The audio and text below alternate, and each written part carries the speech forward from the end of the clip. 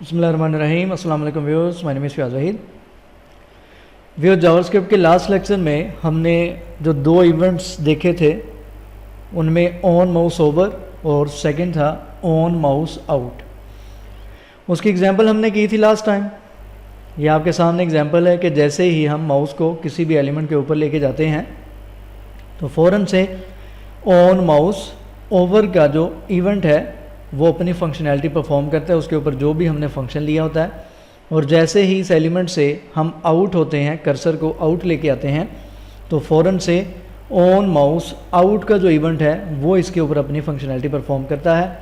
तो ये दो इवेंट्स हमने देखे थे। आज के लेक्चर में सेम इसी किस्म के इवेंट्स हैं जो सेम फंक्शनैलिटी परफॉर्म करते हैं, जस्ट नेम उनके डिफरेंट हैं। मैं यहाँ पे जस्ट उनका नेम चेंज करूँगा, बाकी कोई चीज़ हम चेंज नहीं करेंगे। एक इवेंट है ऑन माउस एंटर, ठीक है, और एक सेकंड इवेंट है ऑन माउस लीव। यहाँ पे मैंने जस्ट इवेंट्स के नेम चेंज किए हैं। ऑन माउस ओवर को मैंने ऑन माउस एंटर कर दिया है और ऑन माउस आउट को मैंने ऑन माउस लीव कर दिया है। अब इसकी आउटपुट चेक करते हैं, पेज को रिफ्रेश करते हैं।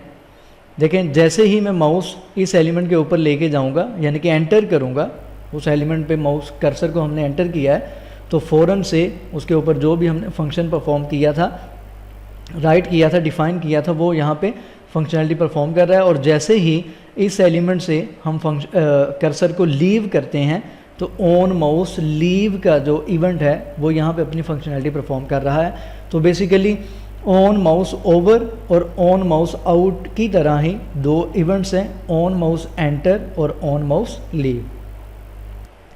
तो ये लास्ट लेक्चर में वैसे तो बता देना चाहिए था, लेकिन ये दोनों इवेंट्स मेरी नज़र में बाद में आए हैं, तो इस वजह से मैंने कहा चलें अब मैं इसको एक्सप्लेन कर देता हूँ। तो फ़िलहाल हम नेक्स्ट कोई इवेंट देखते हैं आज के लेक्चर में। उसमें हम बात करते हैं ऑन माउस मूव की, कि ऑन माउस मूव का जो इवेंट है वो किस तरीके से वर्कआउट करता है। इसके नेम से हमें पता चल रहा है कि ऑन माउस मूव का जो इवेंट होगा वो किसी एलिमेंट के ऊपर कर्सर को मूव करने से अपनी फंक्शनैलिटी परफॉर्म करता होगा। हम इसको एक और एग्जांपल से इसको देखते हैं। तो फ़िलहाल मैं यहाँ पे जो पैराग्राफ का टैग है इसको रिमूव कर देता हूँ, और ये भी जो फंक्शन लिखा है इसको भी मैंने रिमूव कर दिया है। और यहाँ पे हम एक डिव लेंगे और इस डिव के ऊपर हम ऑन माउस मूव का इवेंट लेंगे और यहाँ पे मूव का मैं एक फंक्शन ले लेता हूँ, ठीक है। इस तरीके से हमने एक डिव ली है और डिव के ऊपर हमने ऑन माउस मूव का इवेंट लिया है। और नेक्स्ट हमने क्या किया है, इस इवेंट पे हमने एक फंक्शन को यहाँ पे यूज़ किया है और इस फंक्शन को हम स्क्रिप्ट के टैग में यहाँ पे डिफ़ाइन करेंगे। इसको डिफ़ाइन करने से पहले हम यहाँ पे इस डिव की थोड़ी सी स्टाइलिंग करते हैं।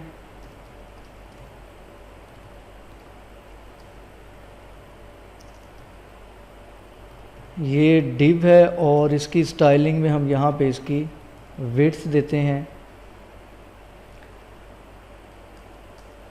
150 पिक्सल, हाइट इसकी 75 पिक्सल, बॉर्डर 1 पिक्सल, सॉलिड। ये आपके सामने एक डिव, आपको यहाँ पे एक बॉक्स नज़र आ रहा है, ठीक है। इसकी विड्थ और हाइट थोड़ी सी मैं ज़्यादा कर लेता हूँ, 200 कर लें और ये 100 कर लें। ये आपके सामने एक डिव एक नज़र आ रहा है, एक बॉक्स सा नज़र आ रहा है। हम क्या करते हैं, हम ऑन माउस मूव का जो इवेंट है हम इस बॉक्स के ऊपर, इस डिव के ऊपर अप्लाई करेंगे और देखते हैं कि किस तरीके से वर्क करता है। इस फंक्शन को, जो मूव का मैंने यहाँ पे फंक्शन लिया है, इसको हम यहाँ पे स्क्रिप्ट के टैग में डिफ़ाइन करते हैं।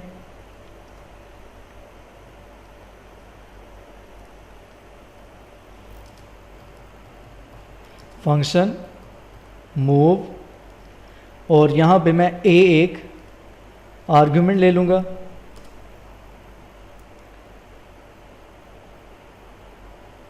और यहाँ पे जो ऑन माउस मूव का इवेंट मैंने लिया है और यहाँ पे मूव का जो फंक्शन लिया है, यहाँ पे आपने जो पैरामीटर पास करना है वो आपने इवेंट का पैरामीटर पास करना है, अदरवाइज़ ये यहाँ पे वर्कआउट नहीं करेगा जो काम हम करने लगे हैं। तो यहाँ पे आपने इवेंट का पैरामीटर लेना है, आर्गुमेंट आप यहाँ पे कोई भी ले सकते हैं। यहाँ पे मैं अब 3 वेरिएबल लेने लगा हूँ, var x is equal to a dot client x, ठीक है। a से मुराद वो जो ऊपर मैंने यहाँ पे ये वाला आर्गुमेंट लिया है, और यहाँ पे जो मैंने लिखा है डॉट क्लाइंट x, ये बेसिकली क्या करता है जावास्क्रिप्ट या jQuery में, ये हॉरिजेंटल जो x एक्सिस होता है उसको मेजर करेगा, और इसी तरीके से हम क्लाइंट y लेंगे, वो y एक्सिस को मेजर करेगा। आपने कोऑर्डिनेट सिस्टम पढ़ा होगा जिसके अंदर x एक्सिस और y एक्सिस का सिस्टम होता है। तो x एक्सिस को मेजर करने के लिए मैंने यहाँ पे क्लाइंट x लिया है, और y एक्सिस को मेजर करने के लिए हम यहाँ पे क्लाइंट y लेंगे।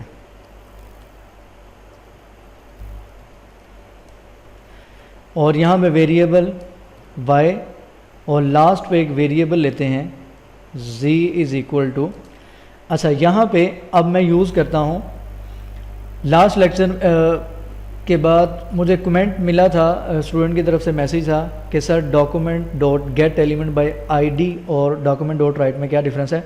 तो बेसिकली दोनों ही आउटपुट के लिए ही यूज़ होते हैं, लेकिन जो document dot get element by ID है उसमें क्या होता है कि हम किसी एलिमेंट के ऊपर आईडी यूज़ कर लेते हैं। फॉर एग्जांपल मैं यहाँ पे ये जो डिव मैंने यूज़ की है इसके ऊपर मैं एक आईडी ले लेता हूँ, ID is equal to test के नाम से यहाँ पे मैंने एक आईडी ले ली है।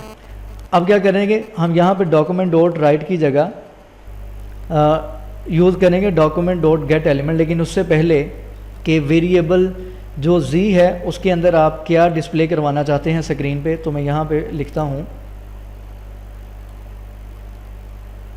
कोऑर्डिनेट्स, ठीक है।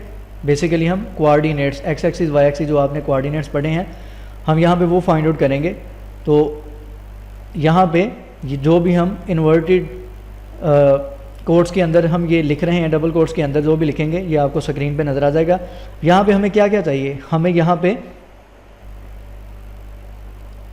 x का कोऑर्डिनेट चाहिए, इसको इस तरीके से लिखेंगे प्लस, दरमियान में x का वेरिएबल आ गया, दोबारा प्लस आ गया, और यहाँ पे कॉमा, इसी तरीके से इनके दरमियान y का वेरिएबल आ जाएगा जो कि हमने ये वाला डिक्लेयर किया है, ये वेरिएबल y, ठीक है। ये इस तरीके से आपने x और y को यहाँ पे राइट कर दिया। इनके कोऑर्डिनेट्स में यहाँ पे x की वैल्यू आएगी और यहाँ पे किसकी वैल्यू आएगी, y की वैल्यू आएगी। जो भी यहाँ पे कैलकुलेट होगी क्लाइंट x और क्लाइंट y से जो भी कैलकुलेट होगी वो वैल्यू x और y में आएगी, और ये x और y की वैल्यू कहाँ पे जाएंगी, ये कोऑर्डिनेट्स यानी कि ब्रैकेट के अंदर आपको यहाँ पे शो होंगी। जैसे ही हम इसको देखते हैं स्क्रीन पे, इसको चेक करेंगे तो आपको समझ आ जाएगी। ये हो गया। नेक्स्ट अब हमने क्या करना है, हमने इस डिव के ऊपर एक आईडी यूज़ की है टेस्ट के नाम से। अब हम इस आईडी के ज़रिए, इस आईडी को यूज़ करते हुए इस डिव से जो भी हमें यहाँ पे डाटा मिलेगा, यानी कि डॉक्यूमेंट डॉट गेट एलिमेंट, इस डिव से हमें जो भी डाटा मिलेगा वो हमने किस तरीके से डिस्प्ले करवाना है, या किस तरीके से हमने उसको स्क्रीन पे डिस्प्ले करवाना है, या जो वेरिएबल z है उसकी आउटपुट जो यहाँ पे आ रही है, ठीक है, यहाँ पे जो वेरिएबल z में आउटपुट आ रही है उसको हमने स्क्रीन पे किस तरीके से डिस्प्ले करवाना है। तो उसके लिए मैं यहाँ पे लिखता हूँ document dot get element by ID. अच्छा, यहाँ पे आप एक चीज़ याद रखेंगे कि स्पेलिंग चेक कर लें कोई मिस्टेक तो नहीं। डॉक्यूमेंट डॉट गेट एलिमेंट का ई कैपिटल आएगा, बाय का बी कैपिटल आएगा, आईडी का आई कैपिटल आएगा।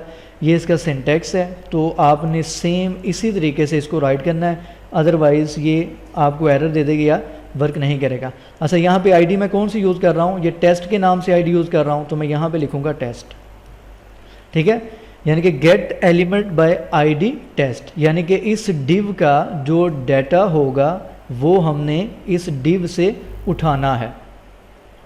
अच्छा, उसके बाद यहाँ पे आपने देखा होगा, ये राइट करने के बाद आप नेक्स्ट देखते हैं डॉट इनर HTML लिखा आता है, इनर HTML।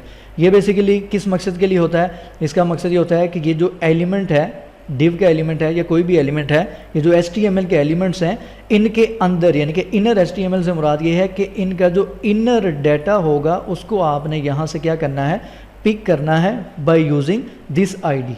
तो document dot get element by ID का बेसिकली ये मकसद होता है। ये भी आउटपुट डिस्प्ले करने के लिए ही यूज़ होती है। तो यहाँ पे मैं इक्वल कर दूंगा Z के, ठीक है, यानी कि यहाँ पे हमारे पास इस डिव के अंदर, ये आपको यहाँ पे डिव नज़र आ रही है, इस डिव के अंदर जब मैं माउस को मूव करूँगा तो इस डिव का जो डाटा होगा वो डाटा कहाँ पे जाएगा, document dot get element by ID dot inner HTML is equal to Z में जो भी आउटपुट आएगी वो आपके सामने स्क्रीन पे डिस्प्ले हो जाएगी, ठीक है। यहाँ पे Z में क्या आएगा, यहाँ पे X की वैल्यू आएगी और यहाँ पे Y की वैल्यू आएगी। स्क्रीन पे कैसे डिस्प्ले होगी, स्क्रीन पे इस ID को यूज़ करते हुए डिस्प्ले होगी, ठीक है। इसको सेव करते हैं, रिफ्रेश करते हैं। तो जैसे ही इस डिव के अंदर मैं माउस लेके जाऊँगा तो आप यहाँ पे देख सकते हैं, आपको नज़र आ रहा है कोऑर्डिनेट्स 206,92। जो 206 है ये x एक्सिस की वैल्यू है, 92 y एक्सिस की वैल्यू है। मैं थोड़ा सा नीचे आता हूँ, देखें y एक्सिस की वैल्यू चेंज हो रही है, y एक्सिस की वैल्यू x एक्सिस की सेम है। जैसे ही मैं हॉरिजेंटल मूव करूँगा तो अब x एक्सिस की वैल्यू चेंज हो रही है और y एक्सिस की थोड़ा सा माउस ऊपर नीचे हो रहा है। तो ये बेसिकली इस तरीके से ऑन माउस मूव का जो इवेंट है वो इस तरीके से वर्क करता है कि इस डिव के अंदर आप माउस को मूव कर रहे हैं और आपके सामने इसके जो कोऑर्डिनेट्स हैं x एक्सिस और y एक्सिस उसकी वैल्यूज़ कैलकुलेट होकर यहाँ पे आ रही है। तो ये बेसिकली इस तरीके से, ये एग्जांपल करवाने का मकसद ये था कि वैसे तो ऑन माउस मूव में सिंपल टेक्स्ट राइट करके माउस भी दिखा सकता था, लेकिन ये करवाने का मकसद था, चलें ये एग्जाम्पल भी आपको समझ आ जाएगी, आपको पता चल जाएगा कि किस तरीके से हमने कोऑर्डिनेट्स को किस तरीके से कैलकुलेट करवा सकते हैं बाय यूजिंग जावास्क्रिप्ट। तो फ़िलहाल आज के लेक्चर में इतना ही। किसी किस्म की कोई कन्फ्यूजन हो तो आप कमेंट कर सकते हैं, मुझे मैसेज कर सकते हैं। इंशाल्लाह नेक्स्ट लेक्चर में मिलेंगे और नेक्स्ट इवेंट्स देखेंगे। दुआ में खुसूसी याद रखा करें। यूट्यूब का चैनल जिन्होंने सब्सक्राइब नहीं किया सब्सक्राइब करें। अल्लाह हाफ़िज़।